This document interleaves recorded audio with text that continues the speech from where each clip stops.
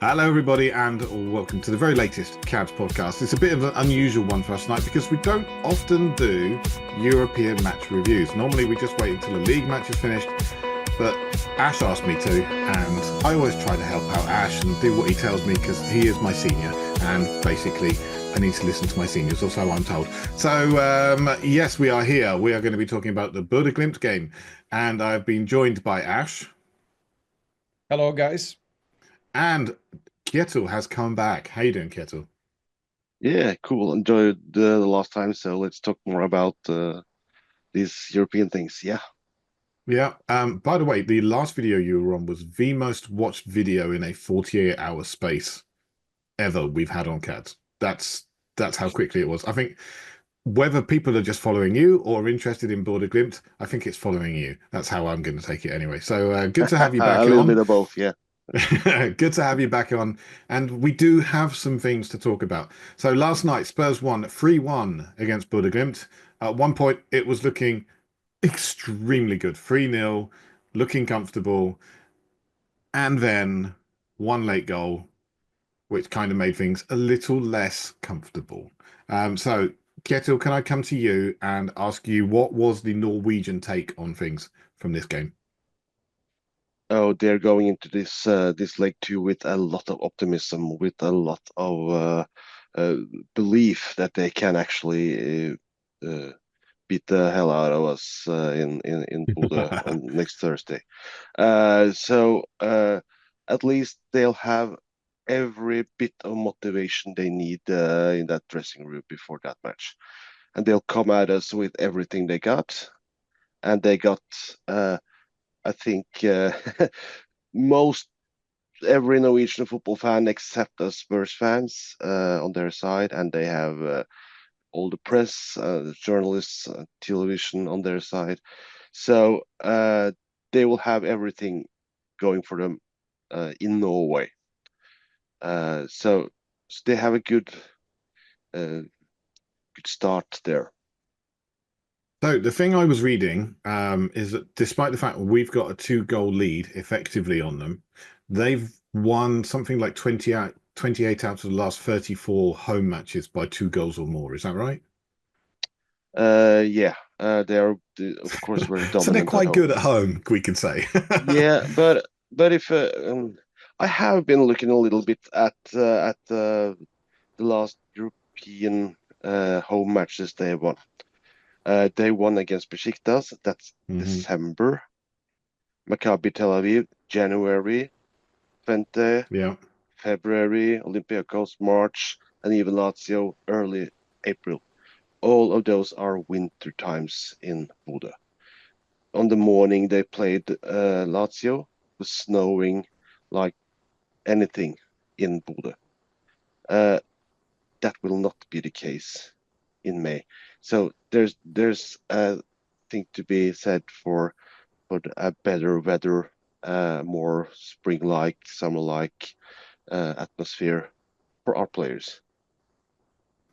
Well, fingers crossed. I have not looked at like the seasonality. I've not gone into depth and seen, right, do they have better results during the Norwegian winter period, and do things like not go quite so well during spring? But I'm hoping that's the case. But Ash, what did you think of the game? How did you enjoy it? I enjoyed it a lot. Went to the pub, but Charlie didn't turn up. Kjetil, this is in Los Angeles, and we had a good group out there. My thoughts, I felt pretty good after the game, even with that late goal. Was when we played, and Kjetil, I appreciate the facts and stats because we don't know all of those. Good, thank you for that.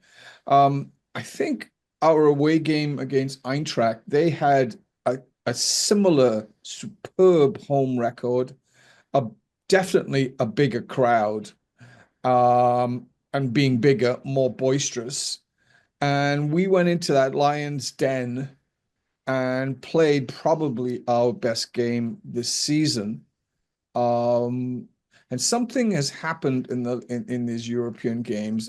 Ange has been, I don't know if it's our scouts or whatever, and I'm sure our scouts have been looking tactically how to combat, but we were doing some interesting things in yesterday's game against Bodo. Anyway, I'm sure they will know how to combat, how to try to combat Bodo, just like we did against Eintracht and successfully did it. I'm feeling really confident as long as we don't give up an early goal, which I thought yesterday as well. In fact, we get a first goal, you know, and knuckle down, the tie could be over. So I'm confident, and yet not knowing much about Norwegian football, I'm confident looking into next week's game. I'll be back at the pub in LA to watch it next week with my LA Spurs. Excellent. I mean, you could say we got an early goal. 37 seconds, was it? That's not a bad start. I will admit, when I saw that lineup, I was like, what is Richarlison and Bissouma doing in there? Because neither of them have been particularly strong this season. And the goal came about Bissouma cross, Richarlison header, and Maddison knocking it in. And I was like, fine, I'll just shut up then. Don't worry, I'll keep my mouth shut from now on. And it all worked out very nicely. It wasn't a Bissouma cross. Bissouma got the ball back, passed it to Porro. Porro crossed it in. Oh, was it Porro that crossed? Crossed it in. He was integral in the move. Let's just call it that. Yeah, he was, because he got the ball back out on the flank there, and then Porro, beautiful ball into Richarlison. Great, superb. He's not the tallest guy, but he's certainly great in the air, Richarlison.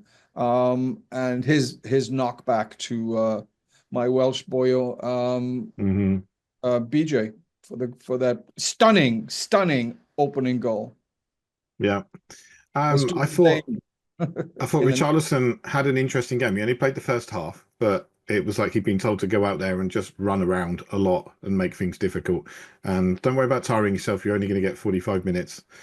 I remember sending a message to my mate. It's like, Richarlison's playing really well, but I fear for his hamstrings at this rate, because he was like pushing it every single time. I think part of the issue with our slightly quieter second half was the fact that he wasn't on the pitch. And Tell, despite coming on and looking very promising over the last few weeks, came on and had a very quiet game. I didn't think he had the same level of impact as he had in recent weeks. Yep. Agreed. Kjetil, was there any reason for that from the Norwegian side? I mean, they did make a change at halftime. Was that to combat the moves we were making down our left? I think the coach of Bodo Glimt said that he wanted to change things up just to give it a little more go in offensively, go in attack a little bit. That was his reasoning by with the switches he made in halftime. So I don't think he reacted to any of the Tottenham changes. You know, one thing overall I noticed in yesterday's game was, when we've sent a lot of crosses in the past, the crosses haven't been for headers. They've been to feet. And in fact, Johnson, I think, has scored probably every goal bar that one yesterday with his feet. And he got one with his head. But we were, from Porro almost getting Maddison in twice, one to score. From that to these, as you said, Stu, these multiple crosses by attempts at crosses by Richarlison. And then from the other side, there was something I was thinking, well, the Bodo players look pretty tall, pretty large, and yet we're sending in balls over the top and into the box from the flank. So they must have seen something that said, this is attackable. This is a strategy that might work, and it did. Yeah, I think despite looking big and tall and towering, they are not, or at least yesterday they did not show any kind of signs that they could compete with our Tottenham players physically. They were actually bullied out the most duels. So we outmatched them very much physically. Yes. You saw even at that first goal out on the flank there, Yes. just pushed away the Bodo Glimt pair. Yeah. So, and then we saw that throughout the game, that that was the key, Yes. very key part of this victory. Yes, very much I so. think if we can reproduce that also in the away game, we will do that. They aren't that strong. We are much more physically strong. Wow, that is interesting. For instance, Basuma, he won nearly every one of his heading and on the ground duels, and I'm going, wow, he really, really. I'm sure Betancourt might have been even better. So those guys really, really battle. So it's a good point you made, Kjetil, about we seem to actually physically overpower them, which is maybe they'd seen that in the tape or whatever tapes and said, this can be done, which I was And surprised. even their coach even said that after the game, that he felt they were not good enough physically. They were bullied. Yeah, So good. even he noticed that. And I think they'll be aware of that and maybe be more prepared somehow for the second leg. There's certainly been a few quotes coming out that I've seen from the Glimt side, from players talking about how they felt that we weren't pressing enough. Basically, because we weren't hunting in packs, it was Solanke was pressing, but after that, they felt it was easy to play through us. I think they might have missed the trick. I think the trick yesterday was we will let Solanke run around and harass them and just slow them down in playing the ball out a little bit. And that gives us time to get back into our shape and in our positions. And then they've got to try and break us down.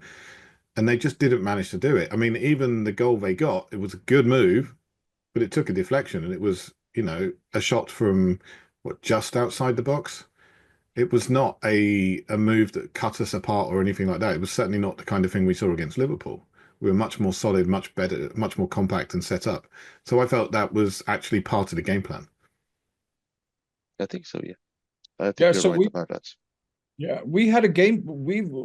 I'm so pleasantly pleased. We had a game plan that actually worked, and we've done this now for sure in the last against, was it Hoffenheim or who was it before Eintracht? Definitely the two Eintracht games. So this Bodo game, that's at least 3 European games in a row.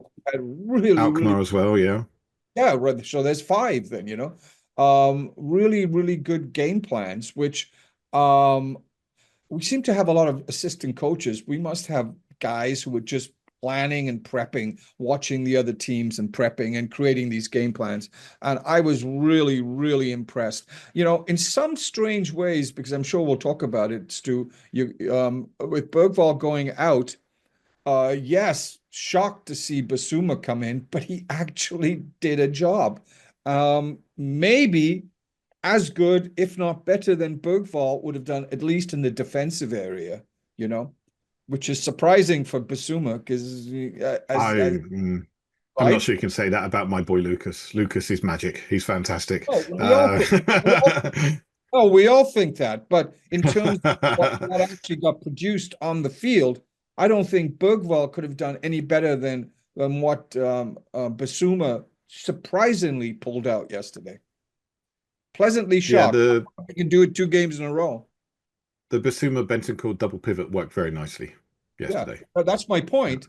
That with Bergvall, who we all love, and perhaps see as a possible future captain, almost by default, we fell into that double pivot, and it worked for us.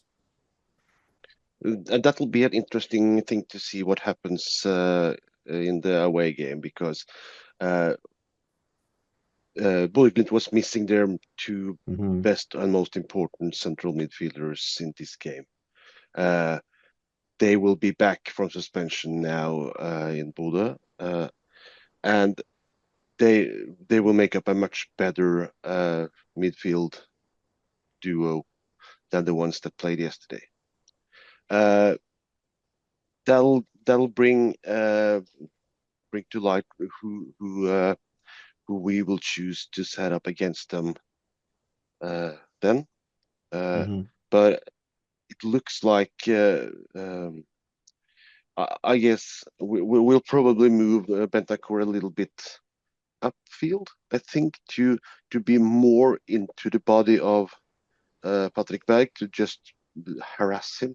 I think that'll probably be a good game plan. I think that's kind of I think we will do now in these Europa Leagues, to be a little bit more cynical. Yes. It really depends whether Maddison is going to be fit. Yes. I mean, it sounds like he's got a small knee issue, but then we were told that Bergvall has a small foot issue, which turns out to be tweaked ankle ligaments, and by the sound of it, he's going to miss the rest of the season. So last time we were told that somebody had a small issue. Last two times, Bergvall had a small issue. Who's it? Solanke had a small issue. Solanke missed multiple weeks. Bergvall's going to miss the rest of the season by the sound of it. I hope it is a very small issue, because there was good stuff from Maddison last night, and I've not always been his biggest fan. He did very well. And Solanke, of course. Solanke came off with, I don't know, again, a tiny little niggle, maybe, hopefully. That was we something did not in look his, as good when he came off. Something on the outside of his leg, something, I think so. And he stood for a time and did interviews afterwards. So I think for Dominic Solanke, I think we can probably say he'll be ready for next Thursday. I think so, but I'm really doubtful about Maddison, so to say. Yeah. So what, Kjetil, then, since you know the midfield, say Maddison is out, could you see keeping Bissouma and Bentancur? And that's interesting you said about, because I thought about this, moving Bentancur slightly up. Would you see maybe putting Sa in with Bissouma, and then maybe Bentancur, as you said, to take on that midfielder? Berg is his name. And then maybe Decky out on the right. So we get him in, so we have a little bit more creativity if Maddison is out. No, I don't think I would do that. Actually, if I were to decide anything, I would probably have Decky in centrally, and because they'll come at us with speed and with a lot of people upfield for them. There will be room behind their fullbacks. So I don't think Decky is the right. I think we'll have Johnson playing out there Thursday also, just to run. If it was me, I'd be playing Kulusevski in midfield along with Bentancur and Bissouma, and just like tell Kulusevski just like float around Berg, and just float around him, harass him as much as possible. But the other reason I play him in the middle is because he's got such good, strong technical skills that playing on a 3G artificial pitch is less likely to be such an issue for him. It's the same reason I'd be playing Bodø from the start in the next game, because he's very good technically. Yeah, absolutely. I agree with that. From where, the left, Stu? Well, it really depends who's fit. If Sonny is fit, Sonny is probably going to come back in and captain the side. Right. Of course, our captain yesterday did win us the penalty by taking a kick in the calf. Took one for the team and then laid down on the floor until the referee decided maybe I should take a look at this. He did. Well done, cutie. Very cute indeed. It was very good. That Coco Lamella shithousery thing. The Argentinian dark arts, indeed. Yes, yeah. Indeed. Yes, indeed. They were all great. Vicario, I don't think he had anything to do, did he? All game. Did he have? He had a couple of crosses to come out for, but I think he faced. There were 3 shots on target in the entire match, I believe. Yeah, and I don't think there was any decent shot that he had to save. Like, it was like, wow, I got Vic there, because he must have been falling asleep back there, Anyway, it'll be different, obviously, in the away. With his current form, maybe it's a good thing that he didn't have too much to do, because he has been a little bit out of form recently. Yeah, that's right. I'll be going to Bodø next week, actually. I don't have part of the 404, or are you staying in the home section? Neither so far. I haven't got a ticket yet, but I am working on getting it. I have some guys I'm talking to, so I might be somewhere in the in the stands, but at least I'm In the going press there. box. I'm going there mostly also to make to do reporting for the supporters magazine that I am journalist for. So. Cool. Very nice. I'm By the slightly way, I jealous. love your Star Wars poster. Yeah. I've got a Metropolis poster up on my Ha! wall. Yeah, I haven't hang up my Metropolis poster yet, so there you that's a very good poster. it is. Anyway, yeah, so I was just so pleasantly pleased and happy over yesterday, and not as negative as a lot of people were, because a 2-0 win would have been, that's pretty good, you know. So yeah, and I listened to Decky's interview. He's a really positive guy, you know. Oh yeah. Always very positive and kind of ballsy, you know, and says, "No, we can handle it. No, we're gonna go there. We're gonna do it. You know, yeah, forget about the plastic pitch. We're gonna, you know." And I'm going, "Yeah, that's what we need, you know, because our fans are like, oh, I'm scared already, and I'm this and I'm that." I'm going, "Is there anybody who's positive about it?" You know, it's like, come on. I said, "Well, Stu will be." Of course. Yeah, Known for my positivity. yes, exactly. Absolutely. I thought, well, today it'd be me and Stu because on the forum people are just going, oh, with this and that and whatever. Well, to be fair, David has no voice after actually being in the stadium last night. oh, Austin has a friend around, and Charlie is doing something as well, I believe. So it's kind of difficult for boys. We need to try and get people when we can, but unfortunately, it's not going to be available all the time. Certainly for what, a Friday night pod, difficult. Okay, oh, yes. so let's go with final impressions from the match before we move on to Sunday and the West Ham game. How about man of the match? Well, you can give me that as far as my Okay. final impression is I'm kind of glad they scored their goal, which Ah, sounds weird. I would rather have a 3-1 win than a 2-0 win because it's we've seen in the past when we played AZ Alkmaar, when we played Eintracht Frankfurt, that we can typically go into a game a little bit lackadaisical, a little bit lacking in focus, and thinking, oh, this is going to go our way. And then if it doesn't, it puts us immediately in trouble. Now, we're going into a second leg match where there is zero space for error. If they score 2, they're probably going to score 3 or beat us on penalties. And frankly, we need to make sure that doesn't happen by being ultra focused and ultra professional. And I think if we'd gone in 2-0, I think we could have ended up seeing a very different level of focus in the next game. The fact that we've conceded a goal and they've shown us that they can hurt us, that tells us that there is something to be worried about, and our players hopefully will step up to the mark. So that is my silver lining for them scoring a goal. In terms of man of the match, it's very difficult. I'm kind of inclined to give it towards Richarlison just for that 45-minute stint. He was extremely good. Kjetil, what's your thoughts on the game? Final takeaway and man of the match, or anything else you want to give away? I would be extremely scared if Dominic Solanke isn't fit for the next Thursday, and so I really enjoyed him yesterday. The pressing game he does, he presses not from the front, he presses from the side, and he makes the decision for them where they are going to play the ball. So then potentially the next player in can know where to press. And that's something that's highly underrated, I think. So my man of the match, Dominic Solanke.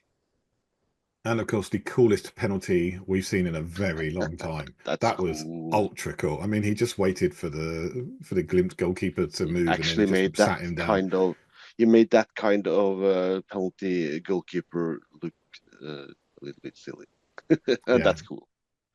because the Yeah. Glimt goalkeeper last time he faced penalties looked extremely good. So, Mhm. Ash, go on then, Ash. What are your final thoughts? Actually, just on that, on Solanke, he said maybe I was too cool. He thought maybe he was, Absolutely not. you Not know, possible. because he was like thinking, was I too relaxed? Whatever. But anyway, apparently he didn't even look at the ball. He was looking at the goalie. Oh, which you is gave him the eyes the entire time.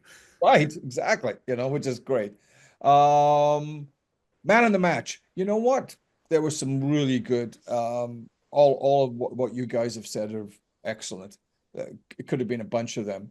Could have been Richie. I was stunned by Richie's energy and whatever, and also Mhm. like, said, "Wow, that's good. Take him off. I don't think he's going to last anything more." But I thought Bentancur in the middle was superb. Uh, Probably one of his best games for us. And this season seems to be playing the European games quite well.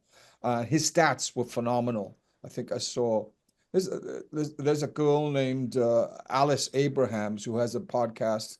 She's a Man U fan, but she's really sharp and smart. She gets the stats and whatever right after, and his duels and everything was, oh my goodness, really impressive on Benton. Mhm. So happy to see that. So he would be my man of the match with Sonny coming second. No, just kidding. Sonny was living every moment on the sidelines. I was like, okay, don't hurt yourself even more. When we Yeah. scored, Bergvall, stay sat down. Do not jump up. You're not allowed to. Yeah. So no, just to finish, I think we've got a real shot, and why not? Really. I mean, I I I praise the positives and forget about the negatives. That's the way I sort of deal with Tottenham. It's just forget about it, and move on. And there was a lot of positives there, and I'm looking forward to seeing the positives next week. And interesting if it's Man U, if it's us and Man U, Yeah. there may not be that home crowd advantage, which would be kind of that Well, yeah. neutralizes Let's that. let's talk about the Manchester United game, but very briefly because BBC Five Live in a half-hour podcast spent about 25 minutes talking about Manchester United. So yeah, they obviously did well. I've not seen any of the highlights, but just you got to look and say, right, a 3-0 win away from home, that's a really good result. And the chances of Bilbao turning that round is really, really slim, I would have thought. So if we manage to step up and do what we can, we could well be having a fourth Tottenham Manchester United match this season. Which, Yeah, oh, how much Tottenham Manchester United can you have? And I know you, Ash, have a particular hatred of Manchester United. I do. So yeah, Yeah. could be interesting. It was my dad's team. Yeah. And when I was growing up, Tottenham and Manchester United were very competitive. And then, getting into the 70s and mostly the 80s, when they just sped by us. We had the most FA Cup wins. They sped by us, and I had to like deal with that. Dad being, well, Tottenham played well, and I'm going, oh, he's being really dissing us, dissing me by saying that. So yeah, I I have to beat them 4 times in a season. Dad would be rolling over, That would over be and lovely. over. Nothing against your dad, but that would be lovely. Yes. Okay, Yeah. let's look forward and look ahead to the West Ham game.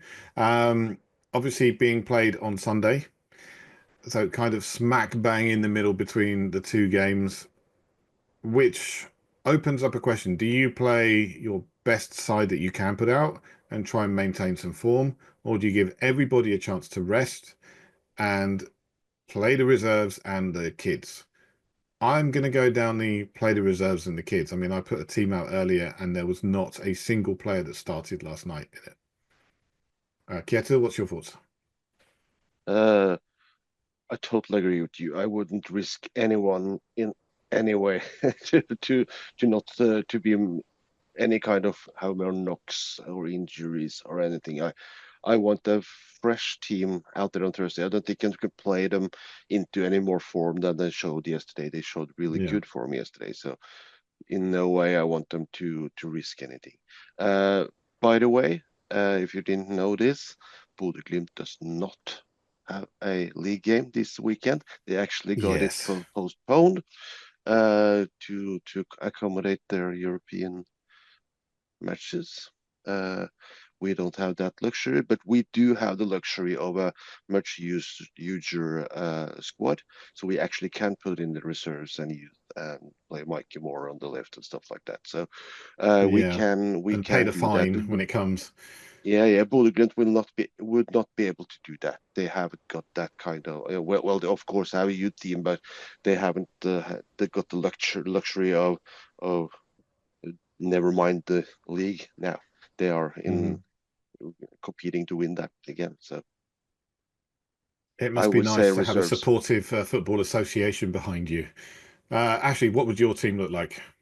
Yeah, I agree with both you guys. Although, I mean, there are some questions about, like, for instance, if Solanke is somewhat, then we're kind of risking Richie by starting him because we Oh no, will Richie need. wasn't even in my start. Was no, Richie's nowhere near. No, I'm not even. I don't think even on the bench. I had Kinski in goal, Okay, even giving go. Big Vic a chance to have a nice little rest.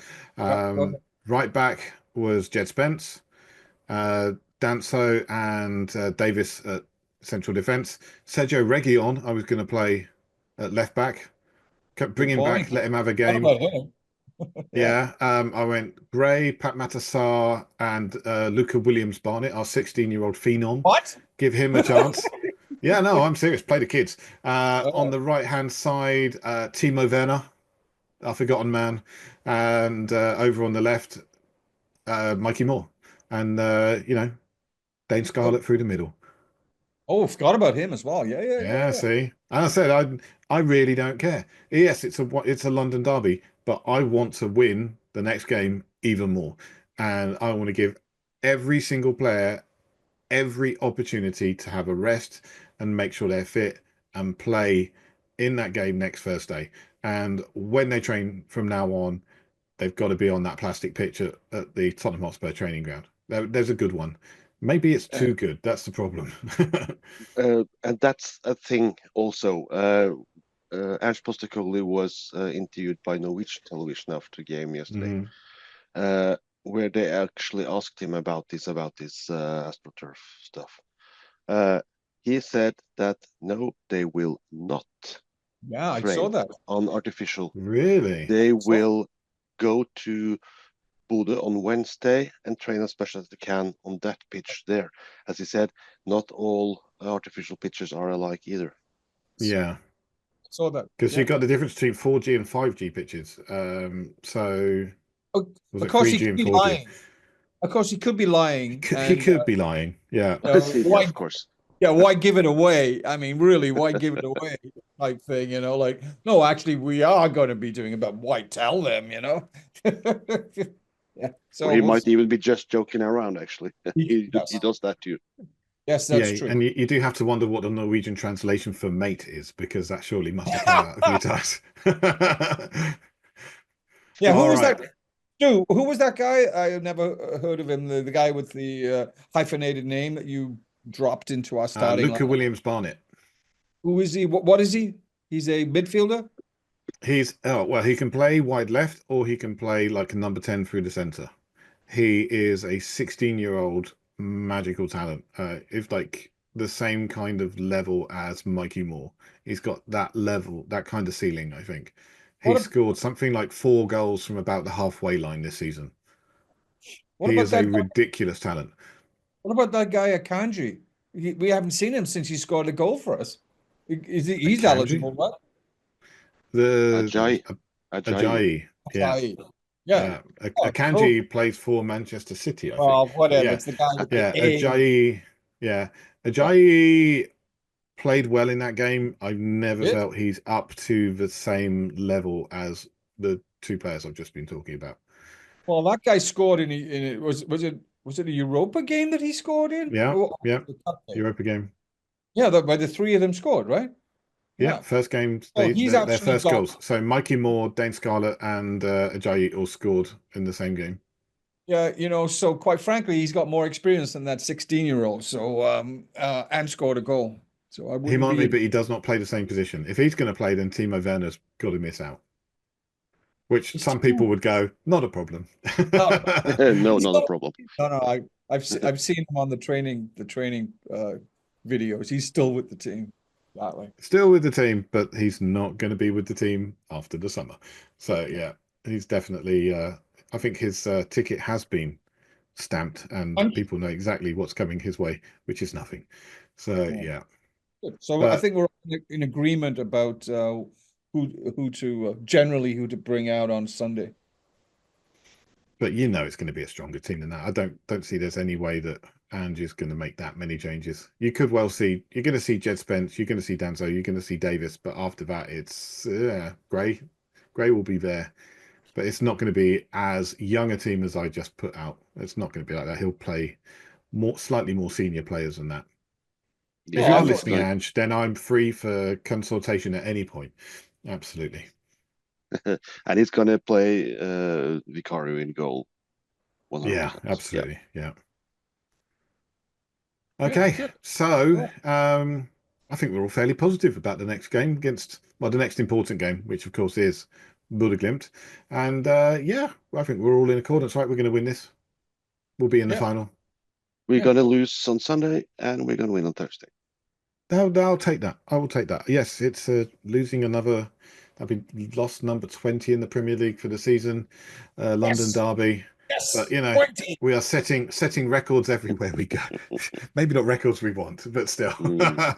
All right, everybody. Thank you very, very much for joining us. Please subscribe, give us a like, follow us on all the podcasting platforms you can, and check out Kjetil over on Bluesky, because he is there. I'll putting his address down in the description below. If you're looking for a book about American cops who have done some pretty interesting things, then check out Ashley's book. Ash, what's it called? Harlem to Hollywood, my reel to real life about There you Detective go. Sonny Grosso. Yeah. So there you go. We have proper writers on here for once. Ash and Kjetil, both proper writers, and then just little old me sat in the middle. Thank you, everybody. Thank you for coming. We'll see you next time. And of course, come on, you Spurs. Come on, you Spurs.